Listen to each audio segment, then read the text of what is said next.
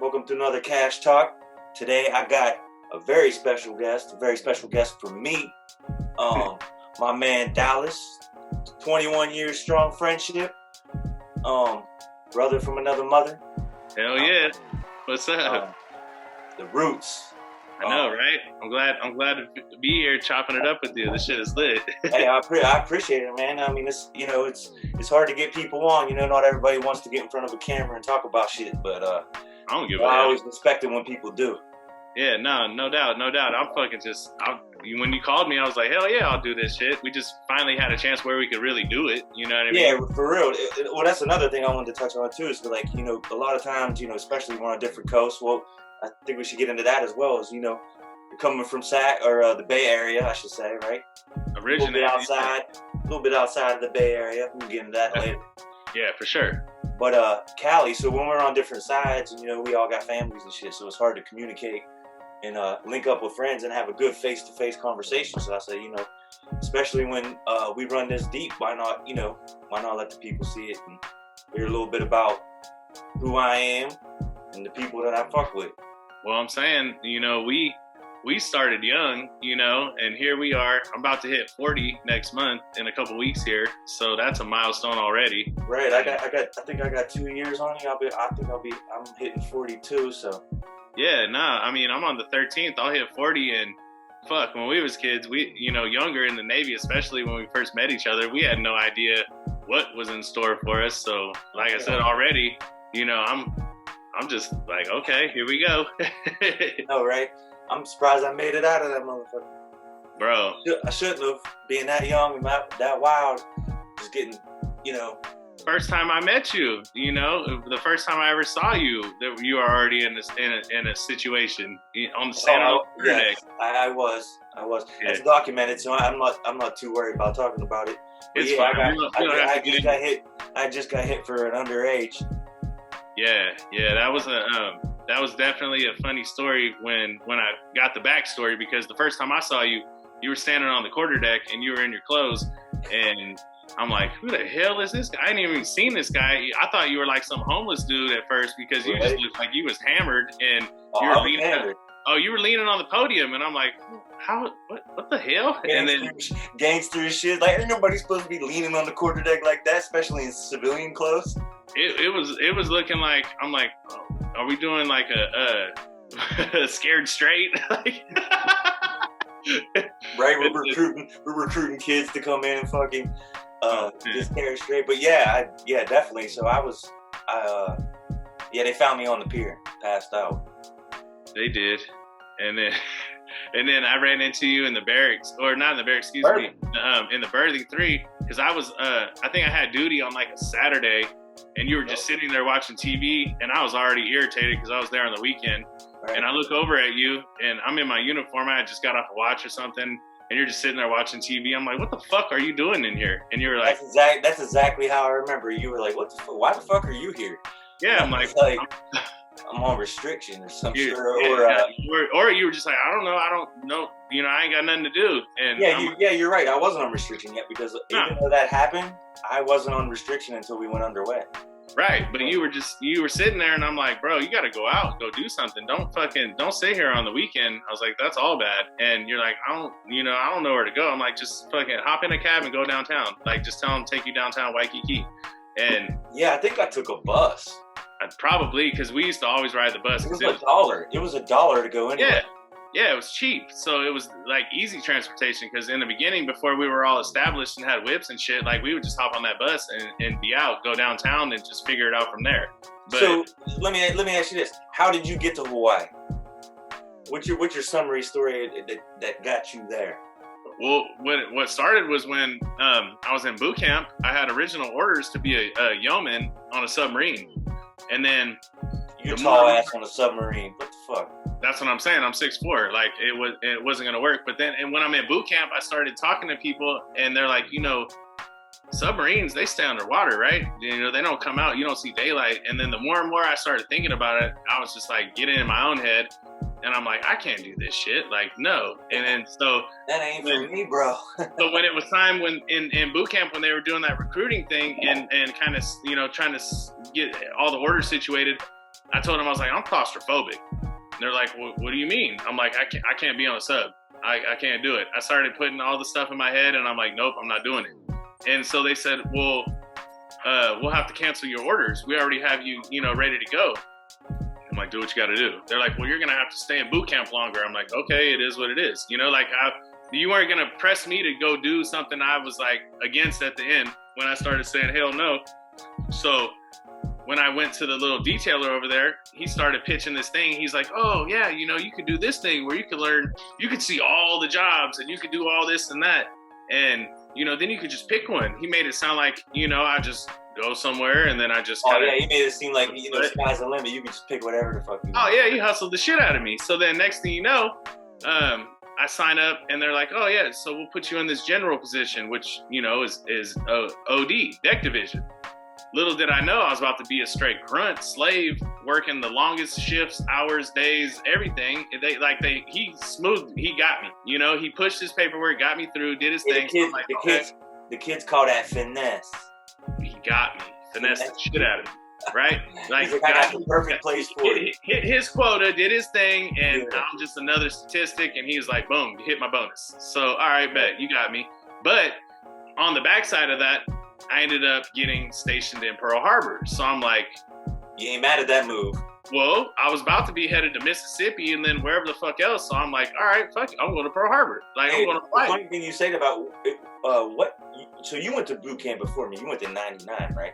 Yeah, I went in July 21st is when my first day of boot camp, 1999. Right. I didn't go into I was going to say, if you would have went to Meridian, we would have probably bumped into each other there. No, because I wasn't there until late 2000. Yeah, we would have missed. Yeah, we would have missed. Nah, and then we would have never met each other. Well, no, we would have. Yeah, you're right. We wouldn't have went to the same because we've never been on the same command. We would have never linked up. So, hey, funny story. That's where I met Raymond, down in Meridian. Yeah, hey, that I had a memory of him that popped up on my Facebook the other day, and I just barely got back on Facebook because once all the elections and all this shit goes down and everything starts getting weird, I end up turning it off. I'm like, it drains me. I don't even want to deal with it. I got enough shit going on, so I just like, all right, I'm off social media. But I turned it on like probably maybe a month ago, and then he popped up with a memory and I'm like, this motherfucker, and then it just made me go into a whole nother like backstory of thinking about shit and like. Without getting into too much detail, he's basically the Black John Gotti.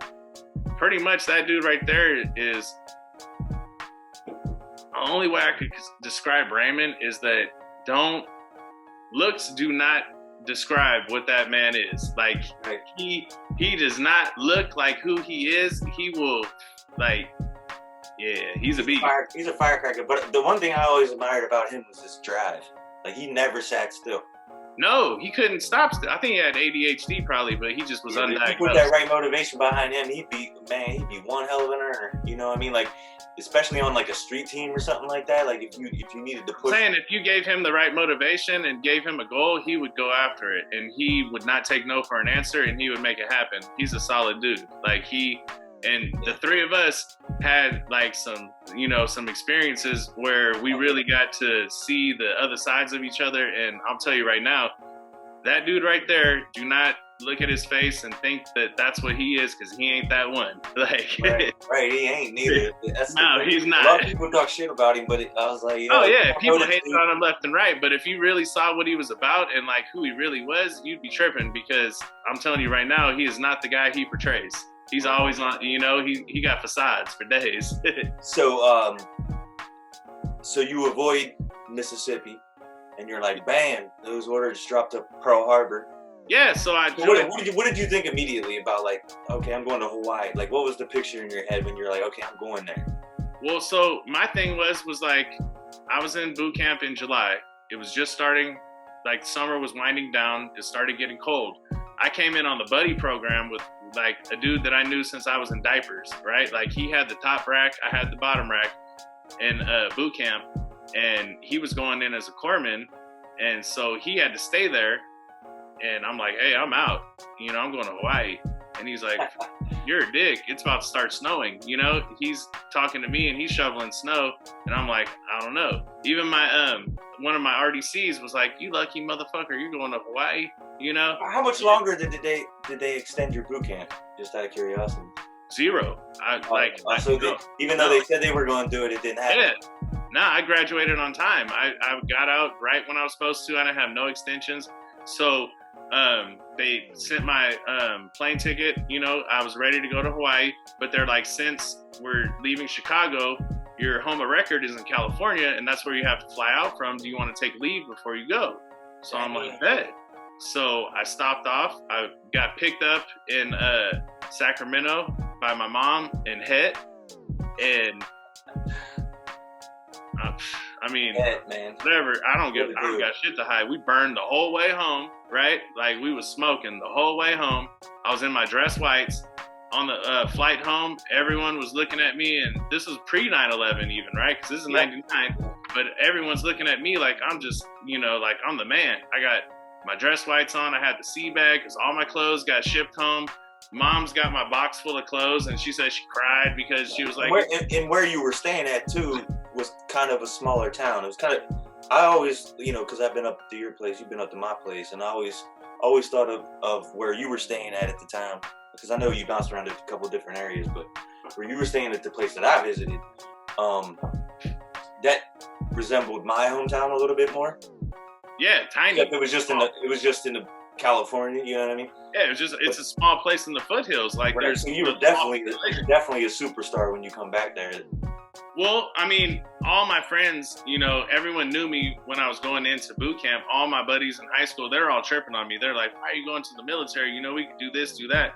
But after my parents had split up and I moved up to, you know, the foothills where I lived, because I was born in the Bay Area, you know what I mean? I was born in Berkeley, grew up in fucking Richmond, Oakland, El Sobrante, San Pablo, all that area. Right. So when I left, and, you know, it was probably about, I think, 8th grade, you know, I ended up heading up towards where my mom had family. And that's how we relocated, because through the divorce of my parents and whatnot, my dad got the house, we moved. So I was in this hole in the wall town that I knew nothing about. And it was just, I mean, it was country. Right. So, and I mean, and honestly, that's where I'm at right now. I mean, where my house that I ended up getting, that I bought now, that I live in, is, you know, 10 minutes away from right where that house was. Just in I don't mind that. Like, I'm at the age now where I don't mind that shit. Like, it's comfortable. It's cool. I mean, I could be in Sacramento in less than an hour. I can be in, you know, the Bay Area in less than 2. I can be in, you know, South Lake Tahoe in less than an hour and a half. Like, I have so many options, but it's just where I'm at, it's country. It's quiet. But when you're getting ready, so because I did the same thing, right? Like when I got out of boot camp, they're like, "Yo, actually no, it was A school, so you got to do it right out of boot camp. That's a big difference." I'm glad I didn't do it right out of boot camp. Yeah, because I got thrown straight to the ship. I went home for 2 weeks, and I checked in on the Paul Heasy on October 31st, 1999, which was Halloween, right? So they don't send you to A school for fucking deck division? Hell no. What are they gonna teach you how to use a paintbrush and a scrubber? Like, no. I mean, you gotta at least teach a fucking 19-year-old, 18-year-old kid something. I mean, you're out there using needle guns, hanging over the sides and shit. It's on the job training. Don't fuck up. I'm just saying, like, you know, look at how it was, like what we were doing. You know what I mean? Like, you didn't need a lot of direction. It was just more of supervision. Right. So when you're at home, how's everybody, like, what's the vibe when you're telling everybody, like, yo, I'm about to be in Hawaii? They were jealous. I know, right? Yeah, they were tripping. They're like, dang, you lucky bastard. Because it was funny, because I had just had my seat, because I joined right out of high school. Like, you took a couple, like a year, right? I went right out of high school because I knew, for me, like, because I played basketball, like that was my thing. I played ball in high school, and I had an option to play for like a couple small schools, like junior colleges and silly shit. I wasn't getting, you know, like the love that I would want to, like, be able to try to pursue sports. So it was pretty much get a job, go to school, and, you know, I could play on this local team in Stockton, you know, and do whatever. But do I'm the like, same dumb shit that I was doing. That's what I'm saying. That ain't it. Like, you know, and my buddy was like, bro, we should just join the military. You know, we can get money for school. We can do this. You can get that, blah, blah, blah. And he kind of like, you know, he gave me something to sleep on. And so I'm like, you know what? Let's do it. We'll go together. And like I said, I've known him since I was a baby. He lived in the Bay Area, but we always been in contact, you know. So I was like, all right, let's go. Fuck it, you know. Let's just see what happens. Because I didn't, my family wasn't rich, so it wasn't like, you know, I had a lot of options as far as, you know, a family business or whatever. So I'm like, all right, let's do it. And then, so when I came home, I'd only been gone for just a, you know, short time because it was just 3 months, two and a half. It was just boot camp, you know what I mean? And it was funny because our senior trip was supposed to go to Hawaii, and I didn't go. I went to Florida with one of my other good buddies and went to Disney World for 2 weeks. And then next thing you know, I ended up landing in Hawaii anyway. So I'm like, hey, I got to hit them both. You know what I mean? So I felt like I was winning. Like, I was cool with it. It was all good. So what was in your, like, when I was asking you earlier, I was like, what were you picturing Hawaii to be like when you're gearing up and getting ready to go? I wasn't really sure what I was going to be getting into. You know what I mean? Like, I had no idea what it was supposed to be like. You see Hawaii on, you know, TV and in the movies. I didn't see a lot of it on TV. That's the crazy thing. Is like, you know, I'm all the way in Ohio, right? Like, you never watched Magnum P.I.?